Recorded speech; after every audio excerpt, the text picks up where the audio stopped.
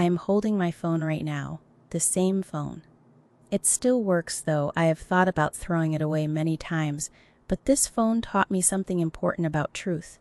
Technology does not lie. People do. My name is Patricia. I am 71 years old. I have been married for 43 years, or I was. The story I need to tell you happened 3 years ago when I was 68. It was a Tuesday afternoon in October. I remember because my daughter had just raked all the leaves in her front yard. I was visiting her house for the first time since she moved. She had been there 6 months, maybe 7. It was a nice house in a nice neighborhood about 20 minutes from where my husband and I live. We sat at her kitchen table drinking coffee and talking about her new curtains, normal things, mother-daughter things. That is when my phone buzzed. A small sound, the kind you barely notice, but I looked down and saw something that made my stomach turn cold. My phone had connected to her Wi-Fi network automatically without me typing any password. I mentioned it to her. "Oh, that is weird. I guess Dad must have connected to it when he helped you move." She laughed it off. I laughed too, but something about it felt wrong, like a tiny crack in something I had thought was solid. When I got home that evening, I told my husband about the visit, about the coffee, about how nice the house looked, about how proud I was of our daughter, and then casually, like it did not matter at all, I mentioned the phone. "Funny thing happened today. My phone connected automatically to Sarah's Wi-Fi when I was there. Must be because you helped her set it up when she moved." He looked up from his newspaper, just for a second, but it was long enough for me to see something I had never seen before. Fear. "I have never been to Sarah's house," he said too quickly, too cleanly. "Must be some technical thing. You know how these phones are?" I nodded. I smiled. I said something about technology being confusing these days, but inside a little voice started whispering. Phones do not connect automatically unless they have been there before. They remember networks. They remember where they have been. That night, I lay in bed staring at the ceiling. 43 years of marriage. 43 years of trust so complete, I never even thought about it. It was like the air we breathed, invisible until suddenly it was not there anymore. I started noticing things I had trained myself not to see. Not big things, little things, the kind of things you overlook when you believe completely in someone. A receipt in his jacket pocket from a bakery on the other side of town. I had found it when I was taking his clothes to the dry cleaner. Marge's bakery. We had never been there. I asked him about it, casually. Oh, that I stopped for coffee after my doctor appointment, but his doctor was not on that side of town. Small cash withdrawals, $20 here, $40 there, never enough to matter, but when you add them up over months, they become something bigger. I had never questioned them before. Now I found myself wondering, what was the money for? His car. It was subtle, but the odometer showed more miles than our usual routines would explain. Not hundreds, just more. The kind of difference you would only notice if you were looking. And I was looking, now. I felt like a detective in my own marriage. It made me sick, but I could not stop. That tiny crack from the Wi-Fi incident kept spreading, and I could see through it to something I did not recognize. The breaking point came 3 weeks later. I was driving to the grocery store when I took a wrong turn. At least, that is what I told myself. But maybe it was not wrong. Maybe some part of me needed to know.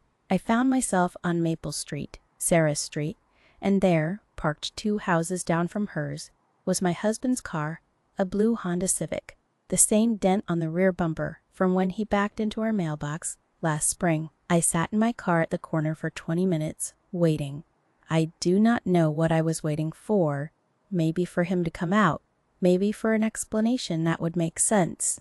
Maybe for the earth to open up and swallow me whole. He never came out. I drove home. I made dinner. We ate together and talked about the weather. He told me about his day at the hardware store. About the customer who could not decide between 2 types of screws. Normal things, husband and wife things, and all I could think was, you are lying to me about something and I do not know what it is. That weekend, I did something I had never done before.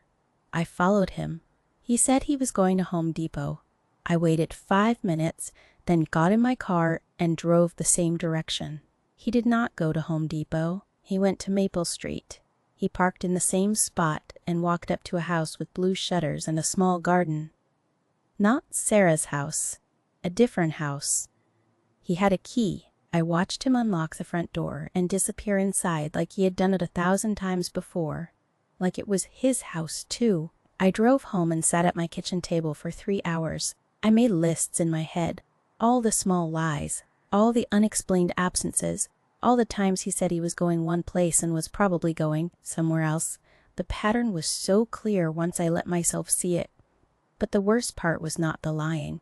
The worst part was how good he was at it. How natural.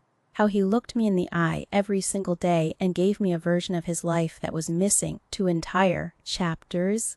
When he came home that afternoon, I asked him directly, no more fishing for clues, no more hoping I was wrong.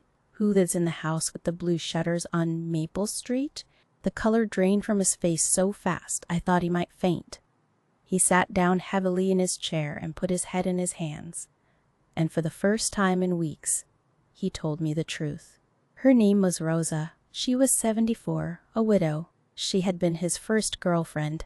Back in high school, they had dated for 2 years before he met me 50 years ago. 3 years earlier, he had run into her at the grocery store. She looked frail, confused.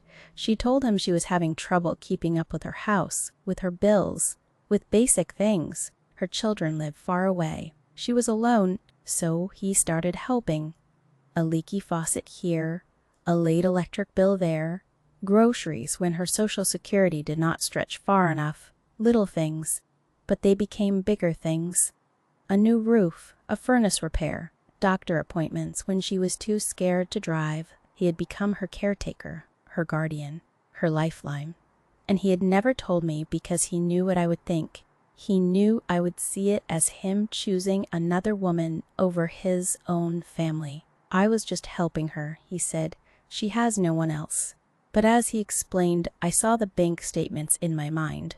The cash withdrawals, the unexplained expenses, the careful budgeting I thought was just him being responsible. He had been supporting 2 households, making 2 sets of decisions, living 2 lives. How much? I asked. How much what? How much money have you spent on her? He was quiet for a long time. Over the 3 years, maybe $15,000, maybe $20,000. $20,000 that could have gone toward our retirement, toward our children's futures, toward the life we were supposed to be building together. Instead, it went to a woman I had never heard of until that moment. I was going to tell you, he said. I did not know how, but I knew that was not true. He was never going to tell me. He was going to keep living both lives until one of them collapsed, and it probably would have worked if not for that stupid Wi-Fi connection. Technology told me what 43 years of marriage could not. That the person sleeping next to me every night was capable of secrets so large they had their own address. I am not telling you this story to make you feel sorry for me or to make you angry at him. The truth is, I understand why he did it. Rosa needed help, and he was the kind of man who could not walk away from someone in need.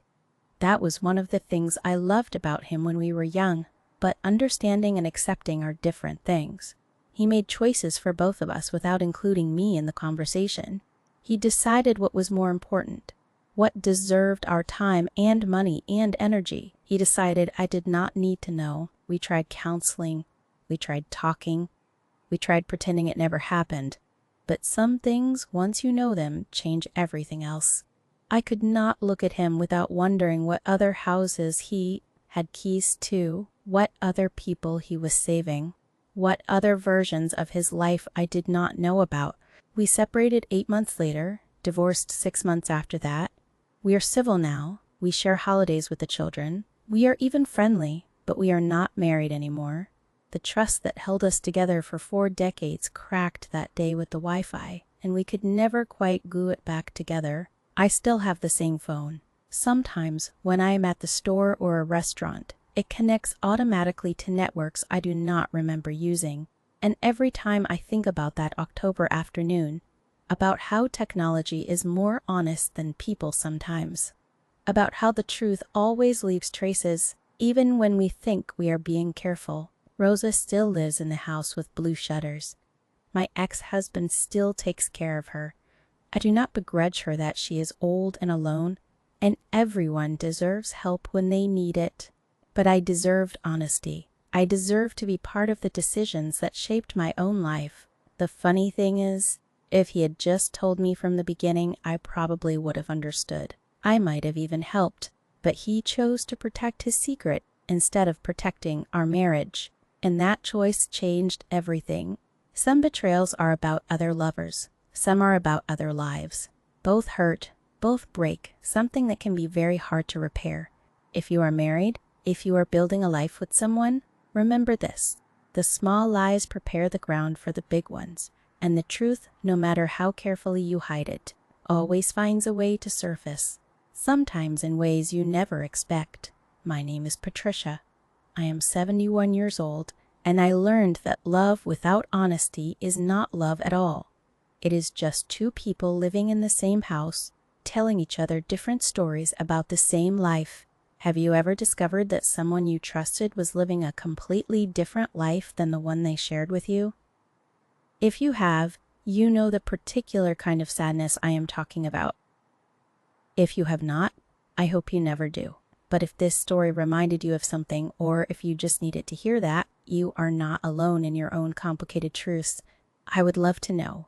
Tell me in the comments, what small thing revealed a big truth in your life?